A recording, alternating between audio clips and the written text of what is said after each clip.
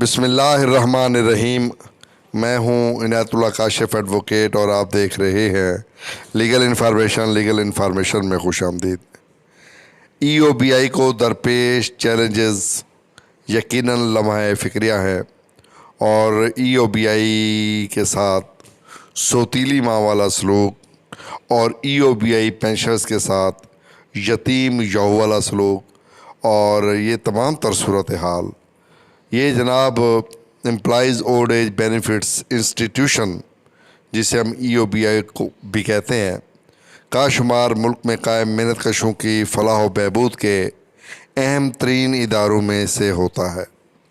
عالمی ادارہ محنت آئی ایل او کی سفارشات کی روشنی میں 1976 میں قائم ہونے والے اس قومی و فلاحی ادارے کے قیام کا مقصد یہ تھا کہ صنعتوں میں کام کرنے والے ریٹائرڈ ملازمین کو ان کے بڑھاپے میں باعزت طور پر گزر و بسر کرنے کے لیے تاحیات پینشن کی صورت میں مالی سہارا فراہم کیا جائے۔ ای او بی آئی اپنی حیت کے لحاظ سے ایک وقف یا ٹرسٹ ادارہ ہے، اس لیے اس کے انتظامی بورڈ کو بورڈ آف ٹرسٹیز کہا جاتا ہے۔ ای او بی آئی کی انتظامیہ تمام افسران اور عملہ بھی بربنائے عہدہ اس ادارے کے ٹرسٹی کی حیثیت رکھتے ہیں۔ اس لیے وفاقی حکومت نے ای او بی آئی کے فلاحی مقاصد کو مد نظر رکھتے ہوئے ای او بی آئی کو انکم ٹیکس سے مستثنی بھی قرار دیا ہوا ہے۔ ای او بی آئی میں رجسٹرڈ شدہ آجران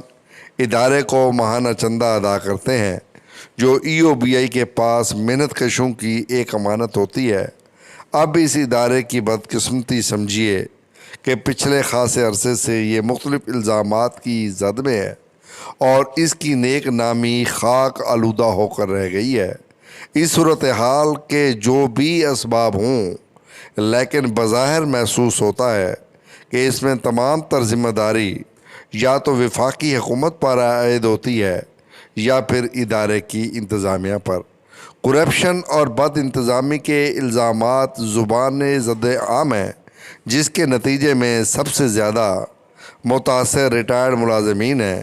جن کو ضعیف العمری میں سہولتیں پہنچانے کے لیے اس ادارے کو قائم کیا گیا تھا۔